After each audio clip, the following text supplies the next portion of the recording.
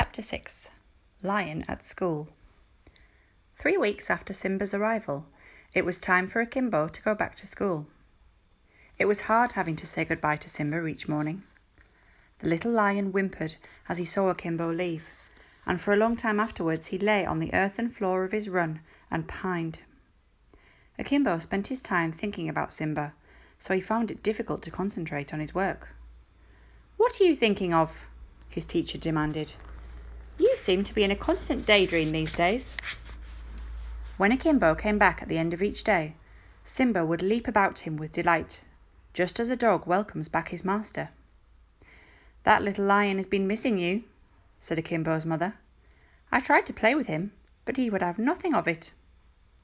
Akimbo was secretly pleased by this. It made him happy to think that he was the most important person in Simba's life. He decided to teach Simba tricks, and he trained him to pad along beside him when he went for walks. At first he had been worried that Simba might try to escape, but soon he realized that the lion only wanted to be with him, and that he had no thought of leaving. Everybody was very amused by the sight of Akimbo with his lion, and soon the story of the friendship between lion and boy had reached towns and cities far away.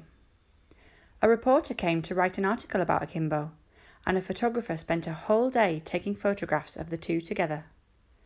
Simba was growing bigger now. He was no longer the tiny, helpless little cub which they had found in the trap. He was now much larger and much stronger too. His appetite had increased, of course, and he had long since moved on from the dishes of milk and honey. Now he ate meat, enthusiastically tearing at bones and gnawing at them until every scrap of food had been taken off. Although he had grown, Simba was still gentle. When he played with Akimbo, when they tumbled down on the ground together and pretended to be wrestling with one another, never once did he allow his claws to scratch the boy. And although he might try to grab Akimbo's leg in a playful way, his teeth, now quite large and sharp, would never cause the slightest damage. Yet Akimbo knew that sooner or later the cub would become a young lion, and that was the point at which people would begin to ask questions.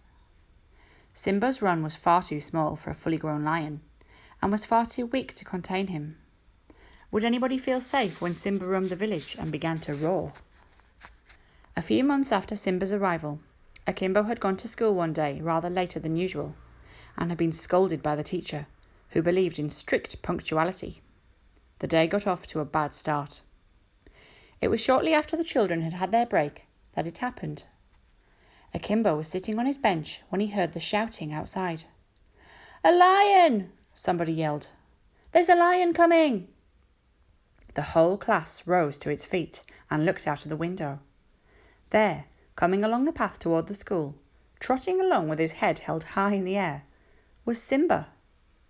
For a moment or two, Akimbo did not recognize him. This lion looked much bigger than Simba, but when he saw the patch of dark fur under his chin, he knew immediately who it was. The teacher did not know what to do. He raised his hand and then dropped it. Meanwhile, Simba had reached the edge of the clearing in which the school stood and was looking about him, sniffing at the air, inquisitively. Everything might have been all right had the teacher's cook not come round the corner of the school building at the wrong time. She had not seen Simba and walked unsuspectingly into the middle of the schoolyard. Then she stopped. For a moment or two, the two of them stood absolutely still. The woman seemed to have frozen to the spot, and as for Simba, he wondered why she had stopped walking. Did she want to play? Did she want him to chase her? As if suddenly pricked by a great pin, the woman screamed at the top of her voice and gave a leap backwards. For Simba, this was a signal. So she did want to play after all. Bounding forwards, he chased her, soon caught up with her, and leapt playfully onto her back.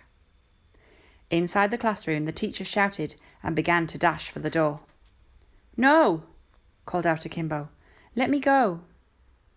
The teacher tried to stop him, but Akimbo pushed past and was soon out in the yard. Simba was now standing on top of the woman, who was lying on the ground, moaning and sobbing with fright.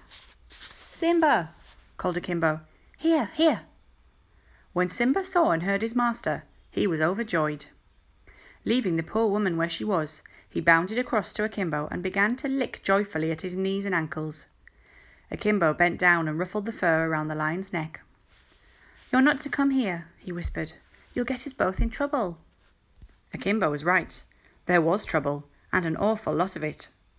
The poor woman was unhurt, but she was, of course, very angry, as was the teacher. Still keeping a good distance away from Simba, the teacher ordered Akimbo to take the lion back home and to wait there.